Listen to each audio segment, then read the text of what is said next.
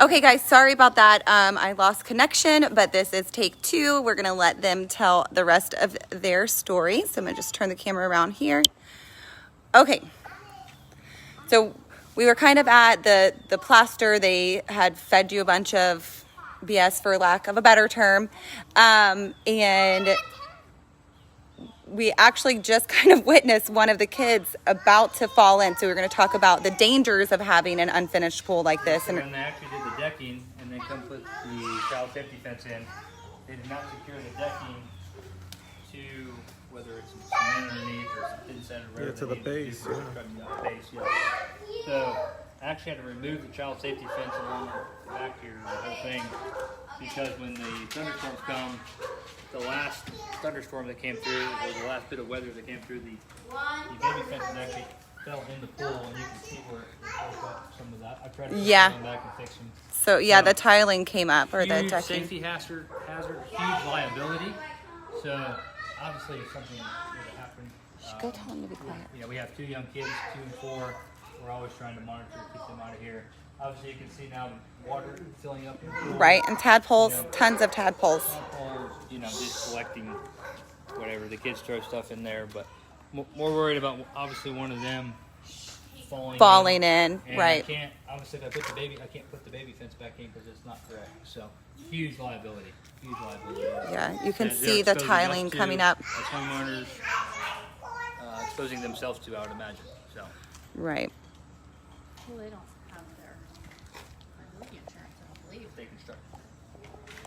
No, I'm saying they don't have liability insurance right now, right? Hasn't it lapsed? We don't know. We're not 100% positive, and they are. So let's say So we're not sure about liability insurance. At one point, we know that they did not have liability insurance or workers' comp insurance for their employees. Is there anything else that you want to say to get out, you know, your story, your side of the story? just they begged us for the money for the plaster. We need it.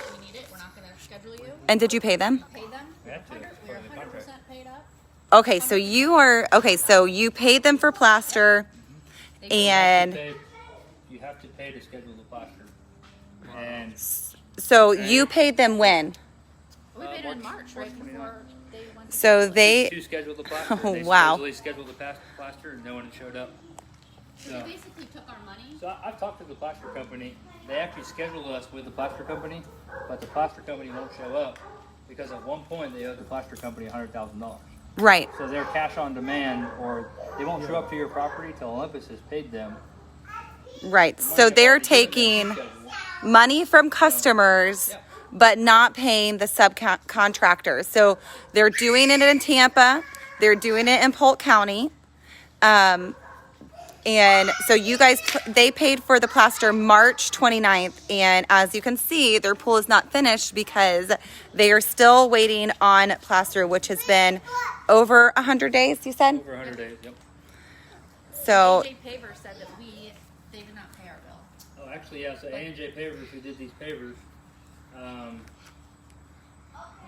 has not gotten paid. They actually got a bad check for so their check bounced. their check bounced for Olympus to pay them for this we work. got the NTO and told However, they we were got the NTO figure out.